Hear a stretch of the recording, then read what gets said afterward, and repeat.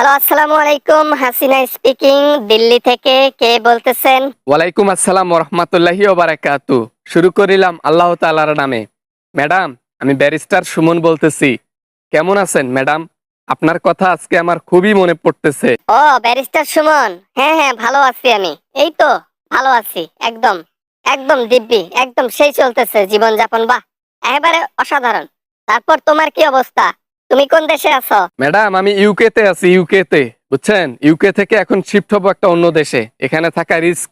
কিছু বাংলাদেশি লোক আছে, প্রতিদিন আমারে জব্দ করে, হেনস্থ করে, কান ধরে উঠবোস করায় রাস্তার মধ্যে। এজন্য ভাবছি অন্য দেশে চলে যাব। সেটাই ভালো, সেটাই ভালো। দেখো কোন দেশের মধ্যে গিয়ে সেফ থাকো, ওই দেশে চলে যাও। এখন কিছু করার নাই, যেহেতু আমরা দেশ ছেড়ে চলে এসেছি জীবন বাঁচানোর জন্য। এদেশ ওদেশ হলেও, ঘুরে বেড়া হলেও, ঘুরে বেড়ে হলেও থাকতে হবে অন্য দেশে। এই সব কিছুর দায়ী আপনি। এই সব কিছু তো আপনার জন্য ঘটেছে। আপনি সেদিন রাজাক্কার না বললে এরকম হতো? আপনি সেদিন গুলি করে অর্ডার না দিলে এরকম হইতো? বলেন, এতগুলো প্রাণ না নিলে এরকম হইতো? দেশের মানুষ আমাদেরকে কিভাবে বের করে দিল? তুমি যে আমার এখানে এসে পাম্পট্টি মারো, এটা কি আমি বুঝি না মনে করছো? তুমি আমার কাছে ভালো থাকার জন্য যা বলো আমি তাই শুনি নাকি?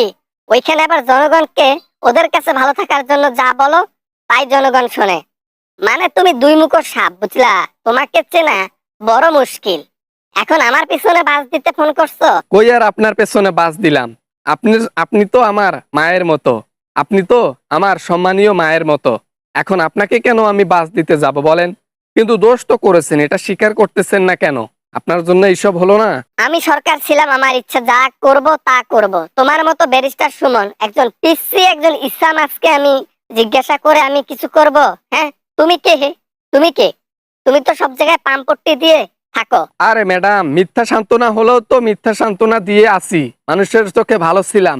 কিন্তু আপনি যেভাবে জঘন্য অপরাধগুলো করলেন, এগুলা তো আসলে অপরাধের এক সীমা লঙ্ঘন, সব একেবারে পেরিয়ে গেছে, বুঝছেন? এ বেটা তুই ফোন রাখ। এ বেটা তুই ফোন রাখ। তোর সাথে কথা বলার একটু আমার ইচ্ছা নাই। যদিও ইচ্ছা ছিল, এই দুই একটা কথাতে ইচ্ছা ভেঙে গেছে। তুই বেটা ফোন রাখ। তোর পেছনে প্রবাসীরা যেন বাস দেয়, বুঝলি? বাস খাবি তুই। আমার চিন্তা পরে করেন। আমি বাস খাইলে সেটা পরে দেখা যাবে। আর আপনি তো প্রতিদিনে বাস খাচ্ছেন মোদির কাছে, ছোট বাস। আমি তো বড় বাস খাবো। আপনি ছোট বাস রেগুলার খান। মজায় তো মনে হয় আছেন। একটু আগে বললেন না? কি বলে রে? হ্যাঁ, আমার পিছন আছে, আমার সামন আছে, আমার দেহ। আমি কাকে দেব না দেব সেটা তোমাকে বলে বলে দেব হে? হ্যাঁ, তুমি ফোন রাখো। তোমার সাথে কথা বলার ন্যূনতম ইচ্ছা নাই আমার।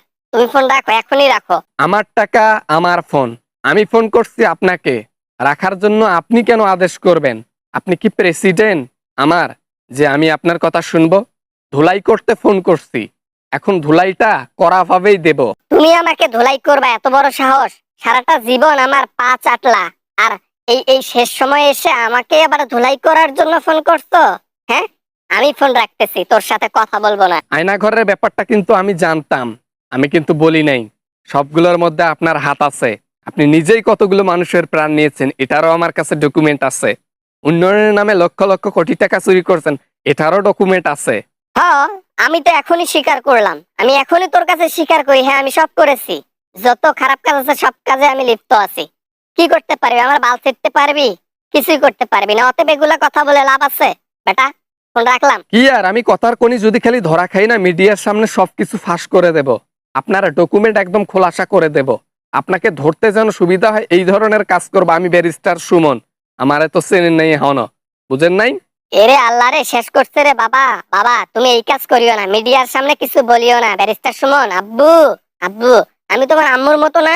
হ্যাঁ, বাবা বলিও না। হ্যাঁ, আমাকে ক্ষমা করে দাও। হ্যাঁ, আমি ব্যস্ত, আমি রেখে দিলাম। নম্র ভদ্র সুরে সুর দেখাইলে যে আমি, আপনি আপনি আমাকে পটাতে পারবেন এমনটা কিন্তু না।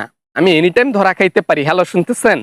ধরা খাইলে মিডিয়ার সামনে সবকিছু প্রকাশ করে দেব, রেডি থাকেন। আপনাকেও গ্রেপ্তার করা হবে। ভালো থাকবেন, গুড বাই। ভাই, আপনাদের জন্য অনেক কষ্ট করে ভিডিওগুলো বানাই। আপনারা ভিডিও দেখেন কিন্তু সাবস্ক্রাইব করেন না, লাইক করেন না, শেয়ার কম করেন। ভিডিও দেখেন, মানে ফুললি ভিডিওগুলো দেখেন, পছন্দ করেন বাট লাইক করেন না, এটা কিন্তু ঠিক না। তাই ভিডিও ভালো লাগলে অবশ্যই লাইকটা করে যাবেন, শেয়ার করবেন, যেন আপনাদের বন্ধুরা দেখতে পারে। বিনোদনটা আপনি একাই নেবেন কেন? সবার সাথে বাটুন, সমস্যা কোথায়? তো ভিডিও ভালো লাগলে লাইক করবেন, আর চ্যানেল নতুন হয়ে থাকলে চ্যানেলটি সাবস্ক্রাইব করবেন। দেখা হবে অ্যামেজিং ভিডিও আবারও আপনাদের সঙ্গে। সবাই ভালো থাকবেন, সবাই সুস্থ থাকবেন। আল্লাহ হাফেজ।